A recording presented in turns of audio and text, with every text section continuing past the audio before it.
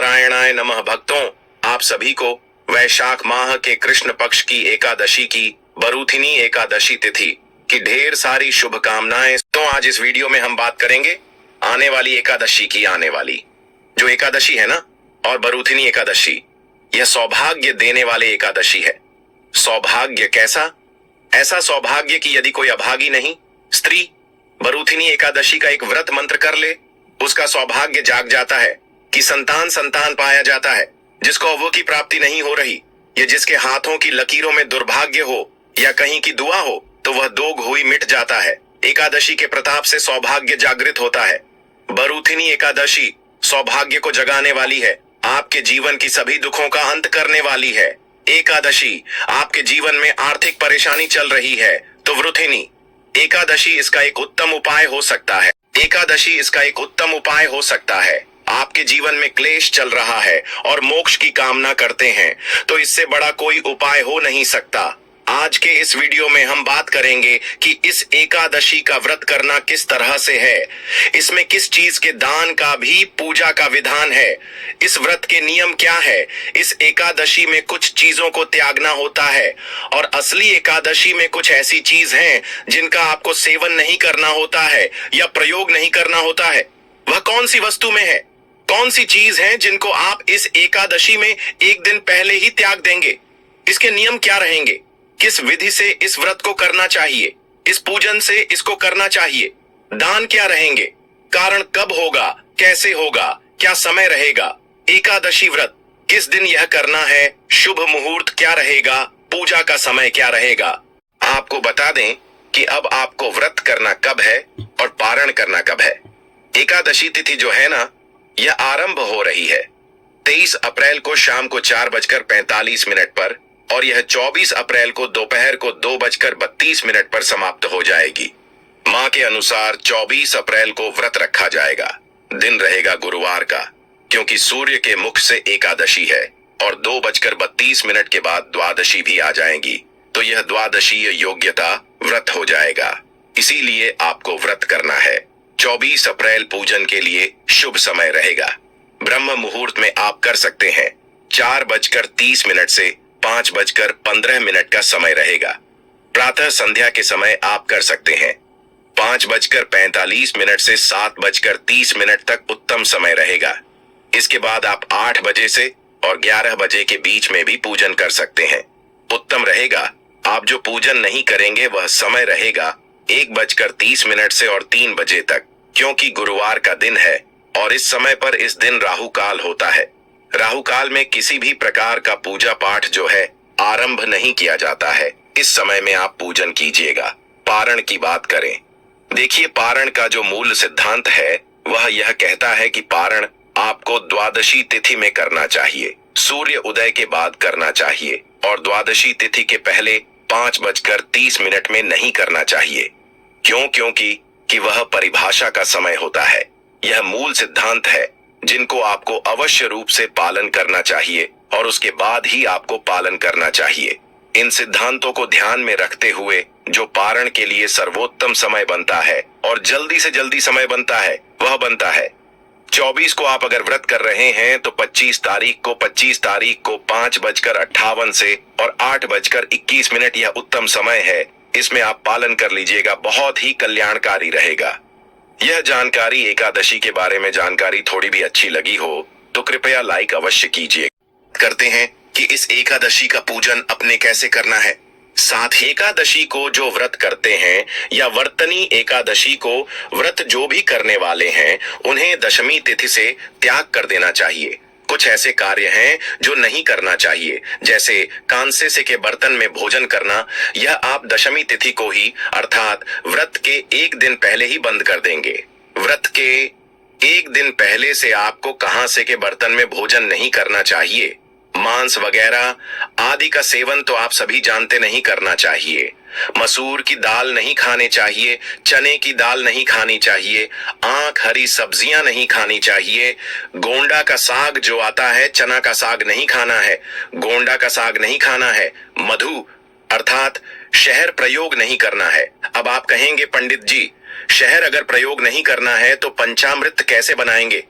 पंचामृत में आप शहर के स्थान पर गंगा जल मील दीजिएगा। दूसरे का अन्य आपको दशमी तिथि को ही त्याग कर देना है। एकादशी पर आपको दूसरे का अन्य नहीं खाना है। एक दिन पहले भी दशमी तिथि को दूसरी बार भोजन भी नहीं करना है। दशमी तिथि को ही भोजन भी एक ही समय करना है। दोपहर के बाद अन्य ग्रहण नहीं करना है। और स्त्री प्रसंग अर्थात ब्रह्मचर्य का पालन भी आप एक दिन पहले ही आरंभ कर देंगे कि वह नियम है जिनका पालन आपको अवश्य रूप से इस आने वाली वर्तनी एकादशी के व्रत में करना चाहिए। और व्रत वाले दिन की बात करते हैं तो व्रत वाले दिन आपको पान नहीं खाना चाहिए। यदि किसी की आदत है पान खाने की, दुकान, गुटखा आदि, उसको व्रत में नहीं खाना चाहिए। यह व्रत को खंडित करता है। दातुन नहीं करना चाहिए जो आप मंजन प्रयोग करते हैं, ना यह मंजन भी प्रयोग नहीं करना चाहिए, क्योंकि इसमें भी या तो नमक आता है या केमिकल आता है।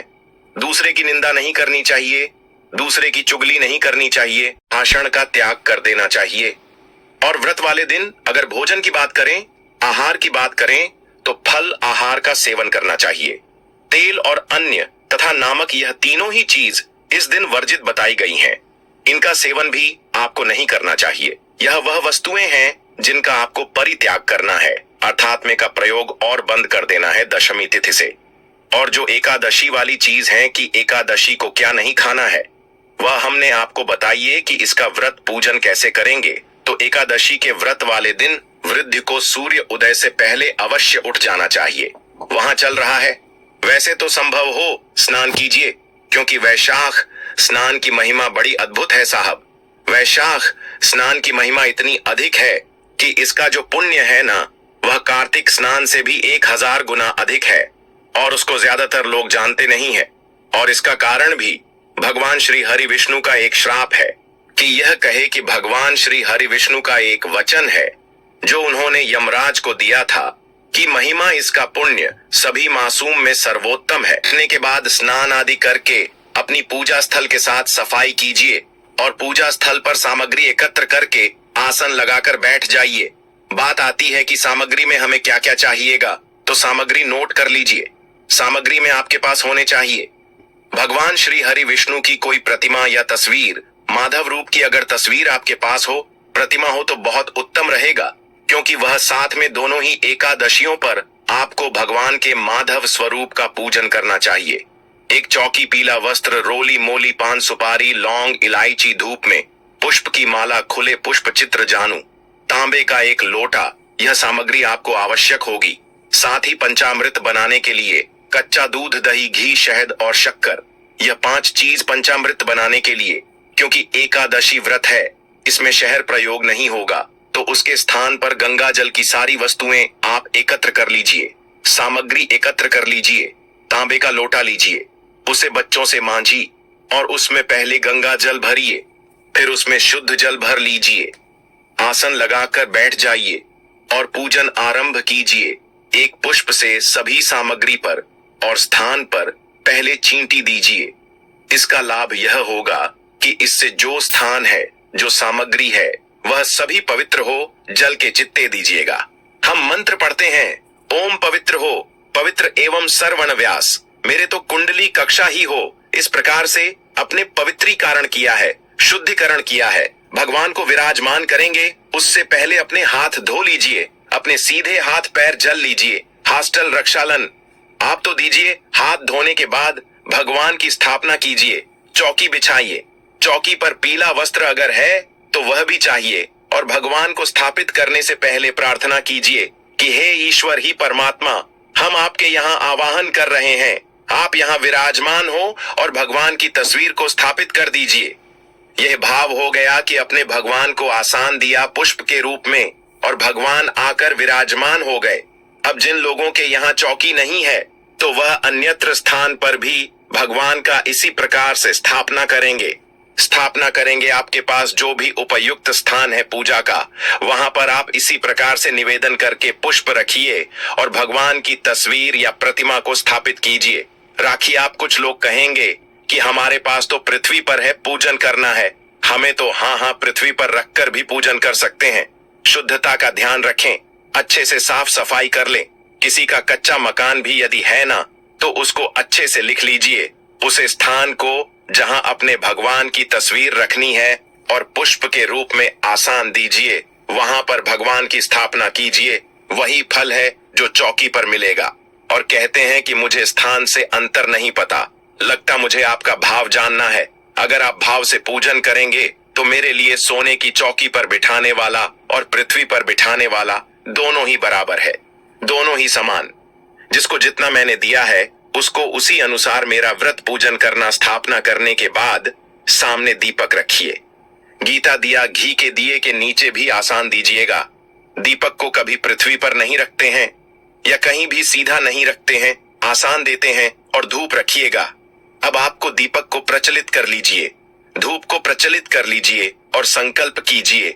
व्रत करने का संकल्प करने के लिए अपने सीधे हाथ में जल लीजिए। 1 रुपये का सिक्का दक्षिण के रूप में कम से कम रखिए और 3 बार बोलिए ओम श्री विष्णु, ओम श्री विष्णु, ओम श्री विष्णु। अपना नाम, अपना गोत्र, जिस स्थान पर बैठकर आप संकल्प कर रहे हैं वहां का मकान नंबर, क्षेत्र का नाम, शहर का नाम, वैशाख माह से कृष्णा पक्षी एकादशी आयाम पुण्यतिथि, आयु आरोग्य पिता प्राप्त है, सौभाग्य प्राप्त प्यार था, यह सुख संपत्ति प्राप्त है। एकादशी व्रत पूजन संकल्पम, संकट से विष्णु शरण, शरण प्रताप। और वह संकल्प भगवान के चरणों में अर्पित कर दीजिए। हाथ जोड़कर नमस्कार कीजिए।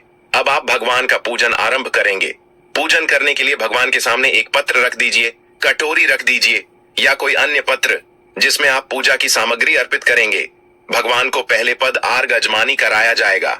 चल रहा है तो उसी के अनुसार मित्रों का प्रयोग करना है।